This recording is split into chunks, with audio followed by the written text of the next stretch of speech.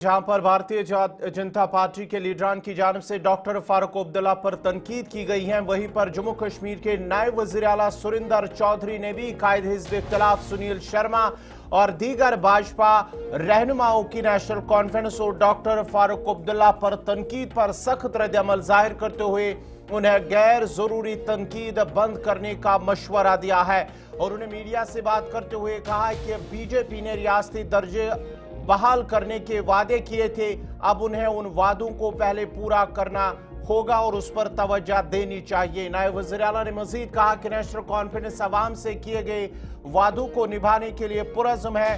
भाजपा की जानिब से डॉक्टर फारूक अब्दुल्ला पर तनकीद के जवाब में सुरिंदर चौधरी ने कहा कि डॉक्टर फारूक अब्दुल्ला एक आलमी सतह पर तस्लीम शुदा रहनुमा है, बीजेपी के बयानात की उन पर कोई असर नहीं होता। ये उन्होंने भारतीय जनता पार्टी के सीनियर लीडर तरुण चुग के हालिया बयान पर उन्होंने इस पर रद्द-ए-अमल जाहिर किया है।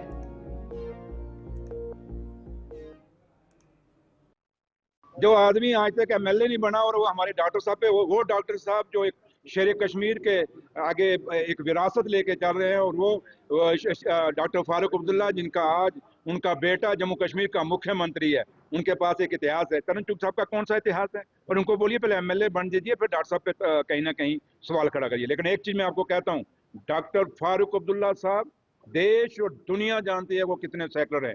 अगर वो सेकुलर नहीं थे, तो अगर वो हिंदुस्तानी नहीं थे, तो अटल बिहारी वाजपेयी साहब ने जब पूरे देश में जरूरत थी कश्मीर के मसले को रखने की जिनेवा में, फिर डॉक्टर फारूक अब्दुल्ला साहब को क्यों भेजा था? चुग साहब को ये भी सवाल पूछ लेना। इसलिए चुग साहब आते हैं खबर बनाने के लिए जम्मू कश्मीर में, बाकी उनका कोई मकसद नहीं। उनको सवाल पूछिए कि जम्मू कश्मीर में ये जो इन 11 साल में आपकी बीजेपी की सरकार रही, बताइए क्या किया आपने? कहाँ है आपने? आज करप्शन रुक गई क्या मिलिटेंसी रुक गई? अगर मिलिटेंसी रुक गई तो पुलवामा क्यों हुआ?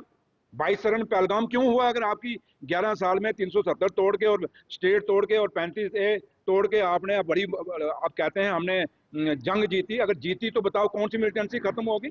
इसलिए बात करने पे जाएंगे तो मेरे भाई तो बड़ा कुछ बोलते हैं, लेकिन हम फिर भी चुप हैं। बार बार कह रहे हैं हम चुप हैं। हमारी चुप्पी को मत चैलेंज करो। अगर हम बोलने पे आए तो बहुत कुछ बोलेंगे, इतिहास के पन्नों को पढ़ के सुना देंगे। और एक बार उनको कहना ये 370 क्या किसी शेर कश्मीर शेख महमूद अब्दुल्ला ने दिया था? ये 35 से शेर कश्मीर शेख महमूद अब्दुल्ला ने दिया था? ये तो महाराजा हरि सिंह ने दिया था। क्यों दिया था? कि अगर ये बंदिशें नहीं लगाऊंगा तो जमीनें हमारी, पंजाब के लोग बड़े अमीर हैं, वो लेके चले जाएंगे। पंजाब से जमीनें बचाने के लिए अपने लोगों को ये अपना दफा लगाया और उन्होंने नौकरियां इसलिए पाबंद की क्योंकि बंगाली लोग बड़े पढ़े लिखे लोग थे। ये महाराजा कर्ण सिंह ने खुद एक इंटरव्यू में कहा है, वो पढ़े लिखे लोग थे, वो हमारे बच्चों की नौकरियां ले जाते, इसलिए उन्होंने ये पाबंदी लगाई थी कि बाहर के लोगों को हम रोजगार नहीं देंगे। इसलिए जब हमारी वो बात करते हैं, ये रियासत जो तोड़ी, अगर महाराजा को इतना पूछते हैं, महाराजा